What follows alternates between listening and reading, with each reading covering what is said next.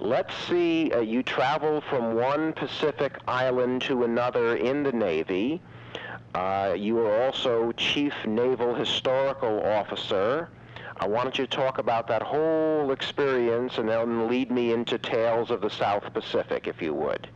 I was in naval aviation. Okay. And I was in charge of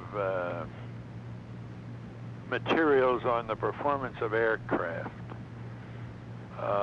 All aspects of it, including secret material on when the wings would fall off, what power of dive would destroy the wings, or what the capacity of the Japanese Zero was, and so on. Yes. So I was pretty deep into aviation. I flew in everything that had wings, although I was not myself a pilot. All right. But as a passenger, I flew in everything, went on bombing runs, and got to know naval aviation inside out. Yes. At the end of that, I'd been on quite a few islands. The card punch system that the Navy was using turned up the fact that I had also been a historian. And so at the end of one tour of duty, a very vigorous one, they asked if I would ship over to another tour of duty without coming home. Yes. But under very favorable circumstances. And I had no home at that time. My wife was not there. She was in service in England. And so I did ship over. And it was then that I got to know all of the islands. I really went everywhere. And what fascinated you so much? Your writing is full of experiences with these islands, and Tales of the South Pacific, of course, is 18, I guess, loosely linked stories about the island. What did you find so fascinating about the islands?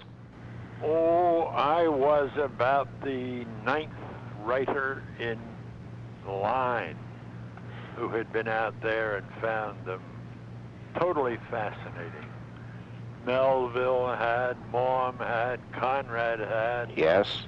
A whole host of people had.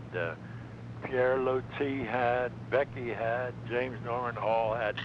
I was not unique. I think that anybody with a literary turn of mind or a sociological turn of mind, like Margaret Mead, would have found the South Pacific utterly fascinating. Yes. And I did. Yes.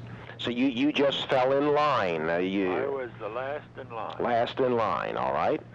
And is there a point in time when you kind of withdraw to a small island and actually sit down and begin writing Tales of the South Pacific? It was the other way around. The war passed us on. All right. And again, when that happened, the island was left sitting there. And there would be some commander who was trying to be a captain. So he kept everybody under his hand as long as he could to keep the numbers up. And I fell into that situation.